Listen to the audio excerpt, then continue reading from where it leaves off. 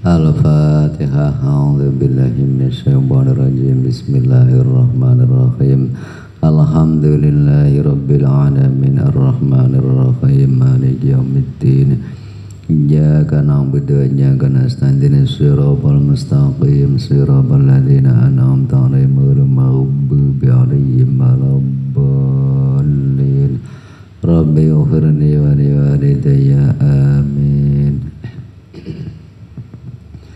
Bismillahirrahmanirrahim. Wa qala lan dawu sapa musannif sapa Imam Ibnu Athaillah radhiyallahu anhu, qalilul amali utawi sedhithik amal ma'asyudil minnati sarta ningali peparing minallahi saking Allah iku khairun luwih bagus min kasratil amali tinimbang saking akeh amal ma'aru yati taksiri sartane ningali pepeko nilai ningali kesembronoan atau kekurangan minan nafsi saking awake dhewe di sedikit amal dengan merasa bahwa itu adalah pemberian Allah. Awake iso beramal bagus, ngono iku lebih baik daripada amal yang banyak tetapi merasa dengan melihat kekurangan-kekurangan dirinya. Wa qala lan dawu sapa ba'du ahli ma'rifati setengah ahli ma'rifat la yakhlu ora sepi apa syuhudu taksiri ningali pepeko ora sepi minasyirki saking syirik saking nyekuthaken fit takdiri ing dalem takdir. Wa qala dawu sapa Syekh Abdul Hasan radhiyallahu anhu, qara'tu maca ingsun lailatan ing dalem siji wengi minal layali kang tetep saking pira-pira wengi maca a'udzu birabbin nas ing surat Qul a'udzu birabbin nas. Ilan tahaitu ila anin tahaitu tumeka yen to tutuk ingsun ila qouli ta'ala maring dawe Allah ta'ala disampai pada dawe Allah min syarril waswasil khannas saking olone was pengridu kang maju mundur. Alladzi waswisu kang ngridu apa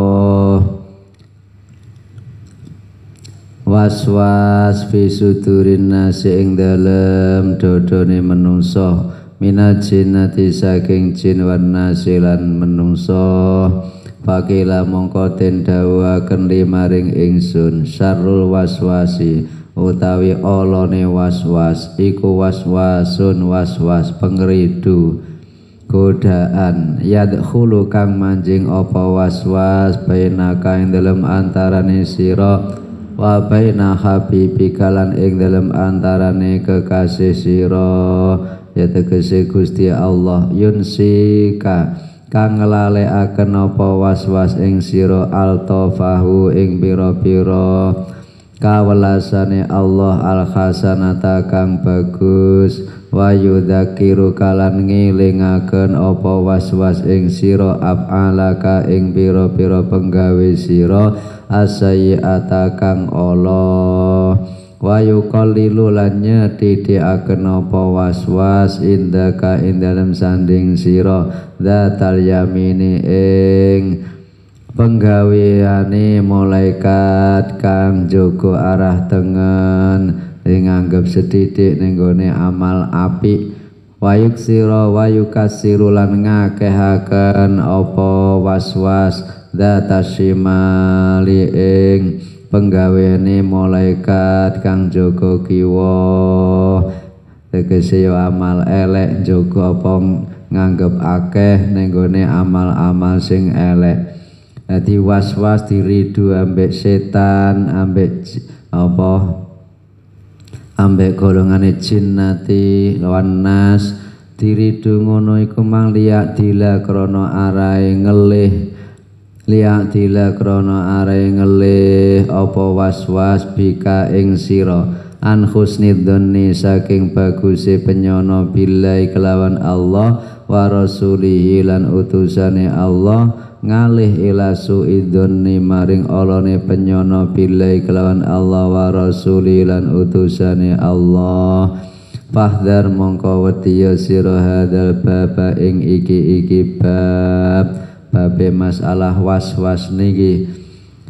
Faqad akhadha mongko teman-teman ngalap minhu saking hadzal bab sapa kasirun wong akeh minaz zuhati saking pira-pira kang zuhud wal obati lan obat pira-pira kang ahli ibadah wa ahlu jiddi lan ahli nemen-nemeni wal istiyati tegese nemen-nemeni walidzalika lan krana arae mengkono-mengkono akhadha qalla setitik apa antajida yen to nemu sira az-zahida ing zahid wong kang zuhud wal abida lan abid ila makmudan angin banget priyatine khazinan kang banget susahe lianahu krasetune zahid iku alimah weruh utane kotaken sapa zaid anallah taala ing setune Allah taala iku talibu kang amre ing zahid kang perintah ing zahid perintah bil ubudiyati kelawan sifat ngawula bukti wa khamalahu lan ngemot-ngemoti sapa Allah ing zahid memberikan beban sapa Allah ing zahid abaaha ing pira-pira abote ubudiyah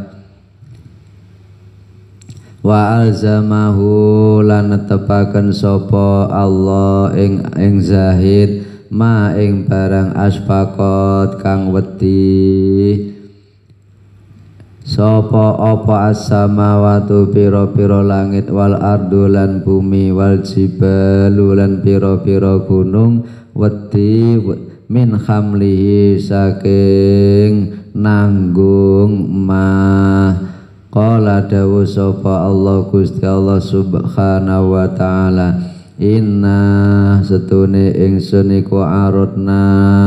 mentoaken ingsun menawarkan ingsun al amanata ing amanah alas samawati ing atase pira-pira langit wal ardi lan bumi wal jibali lan pira-pira gunung fa abaina mongko nyegah apa samawat ardu jibal membangkang ayah milna saking yen to mikul apa samawat ing amanah wa asfaqna lan wedi apa samawat ilah ing minham saking amanah wa khamalaha lan ngemot memikul ing amanah sapa al insanu menungso innahu satune insan iku kana ana sapa insan iku zaluman kang akeh zalime jaulan tur kang banget bodone fa'ayana mongko ningali utawa nyatakaken sapa az-zuhadu pira-pira kang zuhud sikolama ing abote barang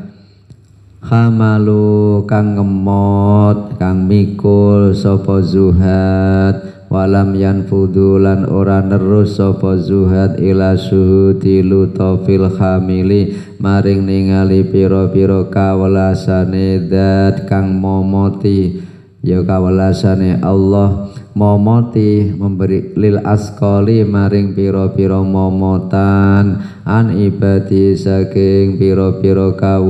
kawulane alhamil al mutawakkilina pira-pira kang pasrah alaihi ing atase al hamil falidzalika mongko krana are mengkono fa'ayana mongko krana ningali betapa beratnya amanah yang harus dipikul tetapi mereka tidak terus melihat kepada welase Gusti Allah kepada hamba-hambanya yang dibebani amanah tersebut dan menyerahkan kepada Allah Ta'ala tawakal kepada Allah di dalam memikul amanah tersebut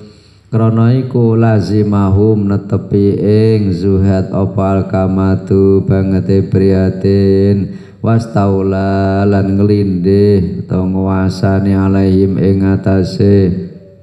zuhad apa al-husnu susah wa ahlul ma'rifati utawi ahli ma'rifat billahi kelawan Allah iku alimu ngiyakinaken sapa ahlul ma'rifat annahum setune ahlul ma'rifat iku humilu den momoti sapa ahlul ma'rifat minat taklifi saking paperten amron ing perkara aziman kang agung wa alimu lan ngiyakinaken sapa alul ma'rifat fahum ing apese alul ma'rifat an hamli saking mikul ing amron aziman wal qiyamilan jumenengi bi kelawan amron aziman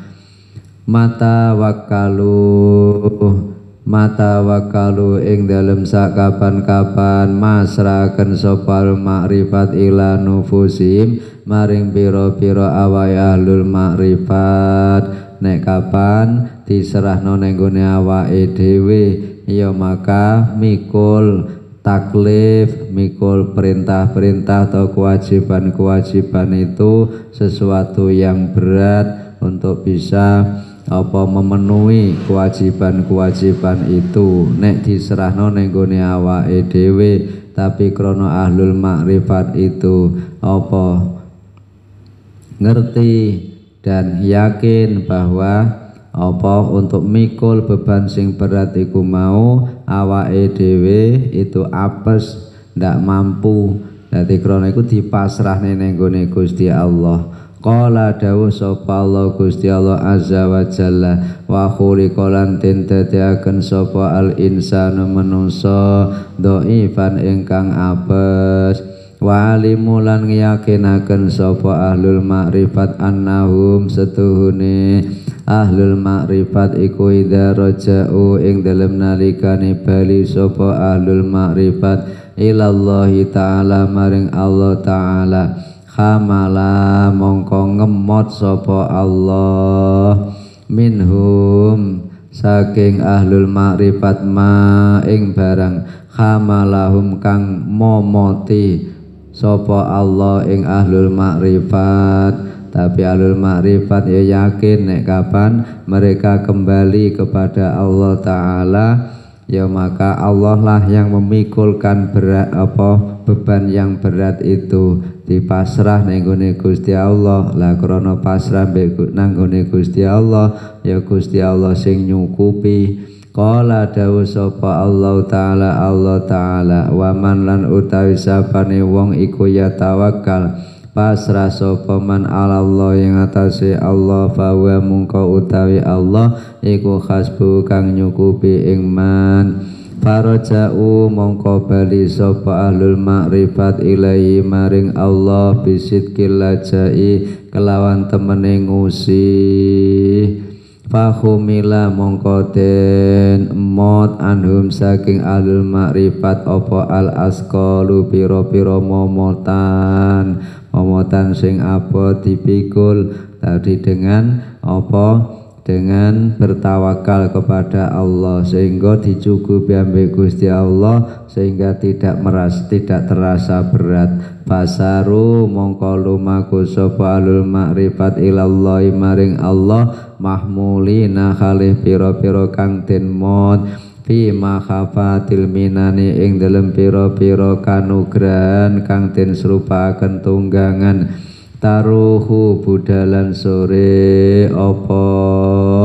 mahafat alaihim ing atase alul makrifat binafahatil lutafi kelawan pira-pira peparing kawelasan sehingga kemudian jadi bukan malah mikul tapi malah dipikul tegese di ambek Gusti diparingi pitulung peparing untuk bisa mikul amanat iku mau sehingga bisa berjalan menuju Allah suluk maring nenggone Gusti Allah wusul maring Gusti Allah dengan ringan krana oleh lataif kawelasane Allah taala wal akharuna utawi pira-pira kang weneh utawi pira-pira kang weneh wong sing lain tegese sing golongane zuhad mau iku saru lumaku sapa akharun ilallahi maring Allah hamilina khale pira-pira kang ngemot pira-pira kang mikul li asqali takalifi maring pira-pira abote paperten patulazimu mongko netepi ing akharun apa almasyaqqatu pira-pira abot watatululan dawa dadi adoh bim kelawan akharun opal masafatu piro-piro pelakon maka jarak tempuhnya menjadi jauh krono mikul beban sing berat krono ora dipasrane ning gone Gusti Allah fa insya mongko lamun kersa sapa Allah adrakahum nusuli sapa Allah ing akharun bilutafi klan pira-pira kawelasane Allah fa akhadha mongko ngalap sapa Allah bi aidim ing pira-pira tangane akharun min suhuti muamalatihim saking ningali ibadah akharun alap dipindah ila suhudi sabiki taufiqihi maring ningali dingine taufike Allah pitulunge Allah lahum maring akharun lek kapan oleh ningali kunenggone sabiki taufiqihi ya fatobat mongko enak lahum kaduwe akharun apa al auqatu pira-pira waktu wa asyraqat lan mencorong fihim ing dalem akharun apa al inayatu pira-pira pitulung wa amal kismanapun utawi tumtuman asalisu kang kaping 3 wa utawi kismus salis iku alladzina wong akeh amat daum kang paring pitulung ing alladzina sapa Allah taala bisyuti ma kelawan ningali barang minallahi kang tetep saking Allah ilallahi maring Allah ningali nikmat saking Gusti Allah lan digawe ibadah maring Allah wa ulai utai mengkono kismus salis hum ya ulai iku ahli tauhid ahli nyuwijaaken Allah wadakhiluna lan pira-pira kang manjing fi midani tafriti ing dalem alun-alune ngijaaken wa ahlul kismi utawi ahli tumtuman al awali kang awal wahum utawi ahlul kismil awal iku alladzina wong akeh ghalaba kang lindih alaihim ing atase alladzina apa syuhuduma ningali barang minhum kang tetep saking alladzina ilallahi maring Allah iku lam yakhruju ora metu sapa alladzina an batine syirki saking batine syirik batine nyekuthaken wa in kharaju senajan metu sapa alladzina an dhahiri saking lahire syirik li annaum krana setuhune alladzina kismul awal iku akbalu madhab sapa alladzina la anfusim ing atase pira-pira awake alladzina karena mereka masih melihat dirinya belum sirna belum fana dari dirinya muabikhina khale pira-pira kang meleh-melehaken laha maring anfusim syahidina khale pira-pira kang ningali litaksiri maring pepekone alladzina kesembronoane alladzina atau kekurangane alladzina wa isaatim lan gawe olone alladzina falau lam yasyadu mongko lamun ora ningali sapa kismul awal alfila ing penggawe laha kadue anfusuhum kadue awake au minha utawa saking anfusuhum ma tawajjau mongko ora ngadepaken sapa ahlul qismil awal laha maring anfusuhum maring awake abit taufiqi kelawan meleh-melehaken idza qasurat ing dalem nalikane pepeka apa anfus falidzalika mongko krana are mengkono-mengkono lam yasyatu qala dawuh sapa dzalikal arifu mengkono-mengkono kang makrifat alladzi sabaka kang wis dingin apa qaulu dawe dzalikal arif dawuh la yakhlu ing dawuh la yakhlu ora sepi apa syuhud taksiri ningali pepeka ora sepi minasyirki saking nyekuthaken pitakdirin takdir fa ing kulta mongko lamun ngucap sira lamun sira takon idza kana ing dalem nalikane ana apa taubihun nafsi meleh-melehaken awak ngelek-ngelek awake dhewe wa dzamma lan nacat ing nafsi maitu awake iku yastalzimu netepaken apa taubih daki kota syirki ing lembute syirik pakaifa mongko kaya apa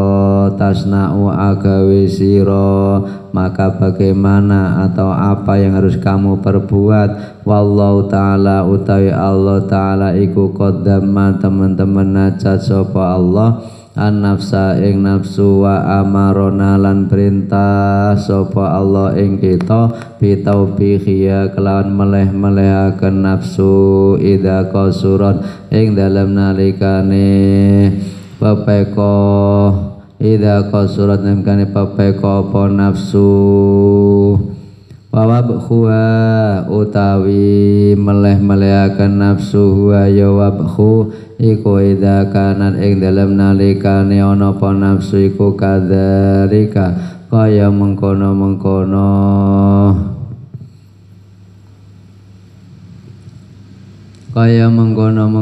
kasurat oh ngeten mawon qaddama teman-teman wallahu ta'ala utawi Allah ta'ala iku qaddama teman-teman nacat sapa Allah an-nafsa ing nafsu wa amarona lan perintah sapa Allah ing kita bitaubihiya kelawan meleh-melehaken nafsu idza qasurat ing dalem nalikane pepeka apa nafsu wa bekhoha lan meleh-melehaken nafsu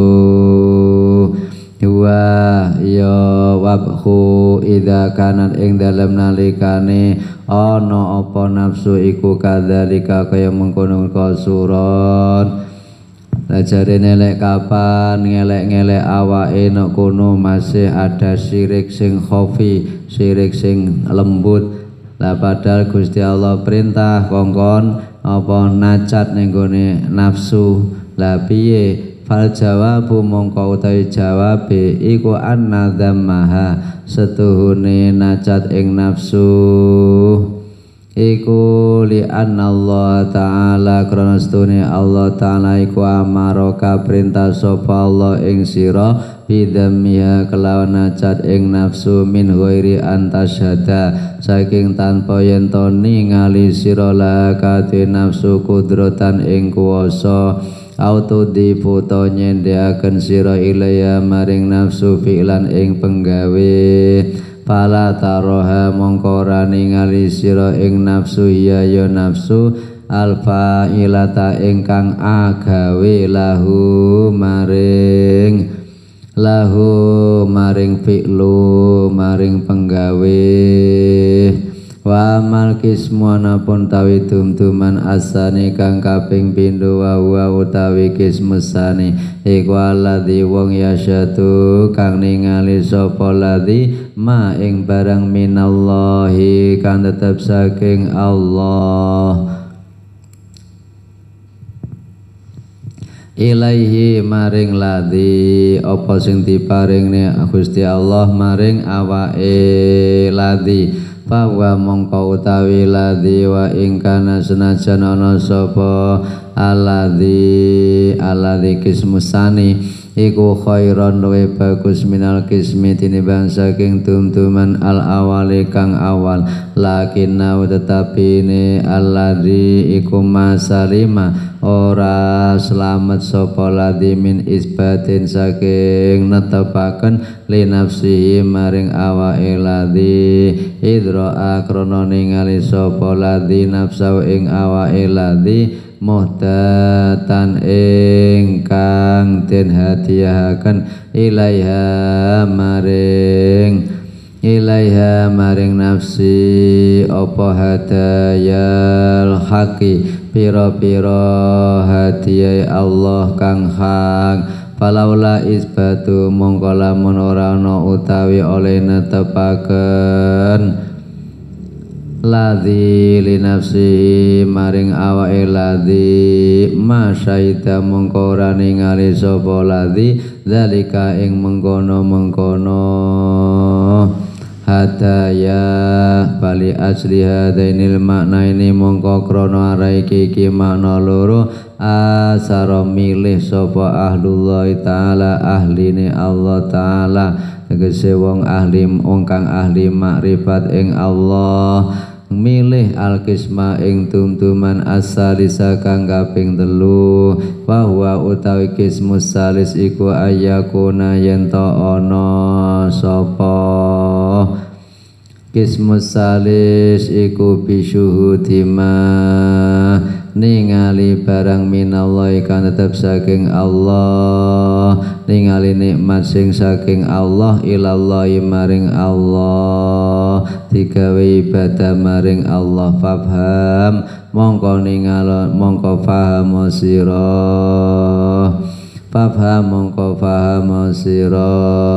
kalamau ing dawe musannif rahimahullahu taala wali ajli malan krana arai barang tadamanahu kang mengku apa kalam ing maminal fawaidi saking pira-pira faedah al-jalilati kang agung wal maqasidi lan pira-pira sejaan nabilati kang luhur ta'ana ngajak ingsun apa qurbul munasabati pareke pepantesan ngajak ila dzikri maring nuturaken kalam alama ing atase barang wa kang utawi kalam iku alaihi netebe ing atase ma timan apa mengutip kalam itu apa adanya fi hadzal maudhi ing dalem kene-kene panggonan wallahu ta'ala iku al-muwaffiqu dan kang paring pitulung la robba ora ana pangeran iku majud ghairu liyane Allah tasbiqu anwarul hukama aqwalahum tasbiqu dingini apa anwarul hukama pira-pira nure ahli hikmah dingini aqwalahum ing pira-pira pengucape hukama fakhaitu soro mongko idem sekirane dadi apa tanwiru madangaken wasolatu mongko apa takbiru nembungaken al hukama utawi hukama pira-pira kang ahli hikmah wa ya hukama iku al arifuna pira-pira kang makrifat billahi taala kelan Allah taala al alimuna pira-pira kang weruh kang alim bi kelawan Allah wal anwaru utawi pira-pira nur al mansubatu kang den bangsaaken ilaihim maring hukama iya yo anwar iku anwaru ma'rifatihim pira-pira nure ma'rifate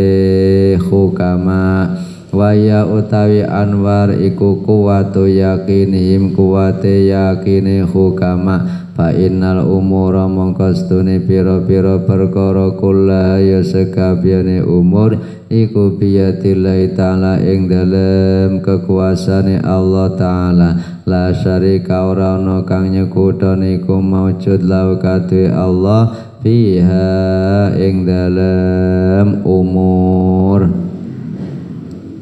faida ratu mongko ing dalem nalikane ngarepaken sapa hukama irsada ibadillahi ta'ala ing nuduhaken pira-pira kawulane Allah ta'ala wa nasihatahum lan nasihati ibad biidnillahi ta'ala kelawan idine Allah ta'ala kelawan kersane Allah ta'ala sabakot mongko dingin mongko mendahului apa anwaru kulubim pira-pira nure pira-pira atine hukama ilallahi ta'ala maring Allah ta'ala bila jai kelawan ngusi wal ibtiqori lan bangete hajat ilai maring Allah fi ayatawalla ing dalem yen to merintahi sapa Allah lahu maring hukama amra qulubi ibadi ing perkarane pira-pira atine pira-pira kawulane Allah biayat ala kelawan yen to ndadekaken sapa Allah fiha ing dalem kulub ahliyatan ing ahli wastiqdadan lan cawis-cawis liqabul lima maring nrimo barang yuriduna kang ngarepaken sapa hukama iradau ing nekaaken ma alaihim ing atase ibad min kalamil hikmati saking kalam hikmah fayujibu mongko nyembadani fayujibu mongko nyembadani ing hukama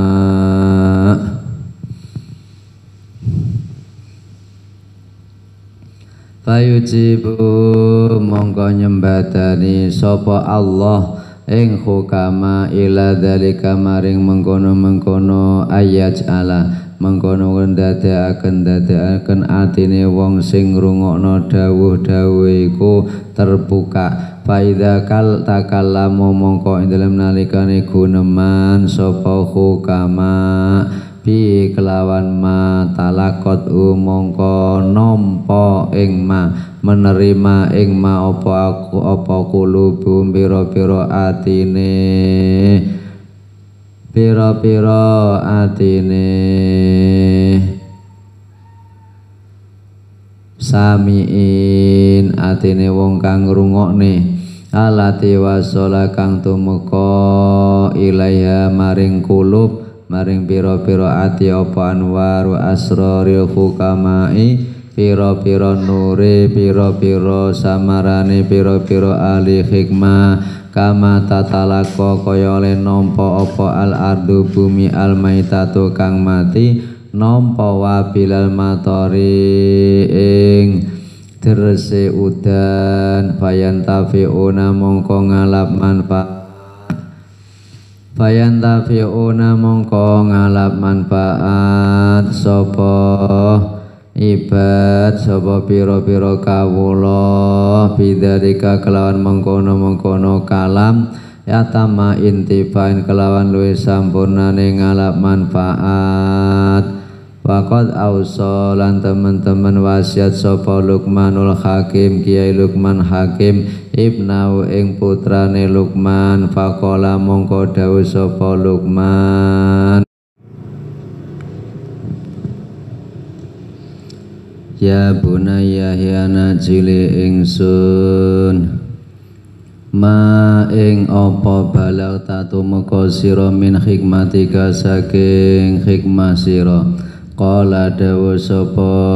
ibnuhu la atakallafu ora merti-merti ingsun ma ing barang layak nini kang ora maedaya apa ma ing ingsun qala dawu sapa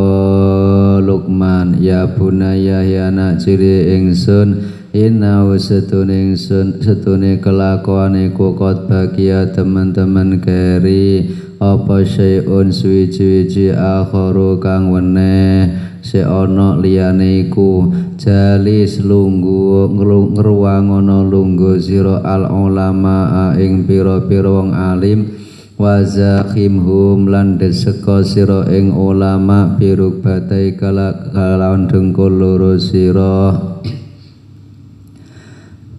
fa innallaha mongko setune Allah iku yuhyi nguripaken sapa Allah al quluba ing pira-pira ati al mayyitata kang mati binuril hikmati kelawan nuri hikmah kama yuhyi kaya oleh nguripaken sapa Allah al ardo ing bumi al mayyitata kang mati biwa bilis samai kelawan udane langit. Di samping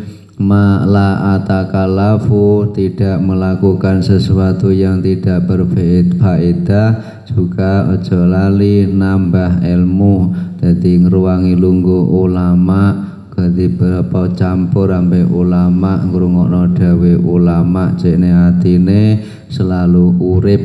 Wa inna ma qulna lan angin pesne dawuh kita innal hukama astune pira-pira ahli hikmah hum ya hukama iku al arifuna pira-pira wong kang makrifat billahi taala kelawan Allah taala al alimuna pira-pira wong kang alim bi kelawan Allah li'annahum krana setune hukama iku khaifuna pira-pira kang wedi minallahi ta'ala saking Allah ta'ala wa fi badil asari lan iku ing dalem setenge asar Rasul hikmati utawi dawuh Rasul hikmati maknane Rasul hikmati utawi pokoke hikmah iku makhafatullahi wedi ing Allah wal khaufu ta wedi iku min samaratil ilmi saking pira-pira wae ilmu weruh billahi kelawan Allah buahe makrifat maring Allah wa qala lan dawuh sapa Allah taala innama yahsa angin pastine wedi Allah ing Allah min ibadi saking pira-pira kawulane Allah sapa al ulama pira-pira wong kang alim wal ilmu tawi ilmu al mujibu kang netepaken lil khosyati maring wedi huwa ya ilmu iku al ilmu weruh ngaweruhi billahi kelawan Allah faqat mongko hale belaka fal hukama mongko utawi hukama pira-pira ahli hikmah hum ya hukama iku al alimuna pira-pira wong kang weruh pira-pira wong kang makrifat billahi taala kelawan Allah taala wa ing kanu senajan ana sapa hukama iku du'afa pira-pira kang apes bisa iril ulumi ing dalem sekarine pira-pira ilmu ar-rasmiyati kang bangsa den tulis kalilatan kang kedul apa alsinatum pira-pira lisane hukama fil bayani ing dalem martelaaken anda saking sairil ulum kulo kalamin utawi saben-saben kalam iku ya beruzu metu apa kalam wa alaihi lan iku ing atase kalam kiswatul qalbi utawi penganggone ati pakaiane ati alladzi minhu kang saking qalbu baroza metu apa kalam alisanu utawi lisan utawa kalam iku tarjumanul qalbi kang nerjemah ati pira-pira kang nerjemah ati faida sofa mongko ing dalem nalikane bening apa kalbu minal akdari saking pira-pira budhek watazakalan bersih apa kalbu minal aghyari saking aghyar saking pira-pira liyane Allah wa asraqat lan mencorong fi ing dalem kalbu apa al anwaru pira-pira nur kanat mongkono apa tarjumania tulisanihi sifat narjamai lesane kawula kemampuan oleh menerjemahkan atau kualitas oleh menerjemahkan apa sing jero atine iku ala hasabidzalika ing atase milang-milang mengkono-mengkono sofa mengkono-mengkono beninge ati Fayatakallamu mongko guneman sapa kawula bil kalami kelawan kalam an-nurani kang bangsa nur kang bangsa madangi alladzi yaliju kang manjing apa kalam adzana samiina ing pira-pira kupinge pira-pira kang ngrungokaken fataftahu mongko den buka bisa babi kelawan sababe kalam idzaka ing dalem nalikane mengkono-mengkono ya takallamu dadi kabuka apa akfalu kulubim pira-pira koncine pira-pira atine samiin wayastajibuna lan nyembadani sapa samiin bi kelawan kalam linida ilhaqi maring pengundangi zat kang hak rupane habibim kekasih samiin ya tegese pengundangi Allah warawalan riwayataken sapa al-hafidhu Abu Nu'aim rahimahullah an Sa'id bin Asimin saking Sa'id bin Asim qala dawu sapa Sa'id kana ana sapa qadin qadi seorang qadi iku yajlisu lungguh sapa qadi qoriban ing dalem panggonan parek mim majlisi Muhammad bin Wasi'in saking majlisi Muhammad bin Wasi' faqala mongko ngucap sapa qadi yauman ing dalem faqala mongko dawuh sapa faqala mongko ngucap sapa qadi lahu maring Muhammad bin Wasi' yauman ing dalem siji dina wa huwa utawi qadi iku yuwabihu melehaken sapa qadi julasaahu ing pira-pira ruang lungguhe qadi oleh meleh-melehne ngeten ma utawi apa iku li kaduwe ingsun aro ningali ingsun al-quluba ing pira-pira ati la tahsau khali ora khusu apa kulub di wong-wong tak omongi kok atine ora gelem khusuk wama utawi apa iku li kaduwe ingsun aro ningali ingsun al-uyuna ing pira-pira mripat la tatma'u khali ora metulluh apa uyun wama utawi apa iku li kaduwe ingsun aro ningali ingsun al-juluda ing pira-pira kulit la taksairu khali ora jengkerut apa kulo apa julud di wong-wong tak omongi kaya gak enek sing atine terus apa padha khusuk ora enek sing kok terus nangis kok enek sing terus apa ati kulite merinding jengkerut mergo wedi faqala mongko dawuh sapa Muhammad bin Wasi' ya Abdullahi kawulane Allah ma'ara ora ningali ingsun al-qauma ing kaum utu den tekani sapa kaum ila mingki balika angin saking arah-arah sira dadi kaum wong-wong sing sampeyan omongi kok ngono iku mang ya gak ana meneh ya kecuali mergo teko sampeyan dhewe sebabe inna dzikra setuhune dzikir setuhune pepeling utawa dzikir iku idza kharaja ing dalem nalikane metu apa dzikir minal qalbi saking ati waqa mongko tumiba apa dzikir alal qalbi ngatasé ati.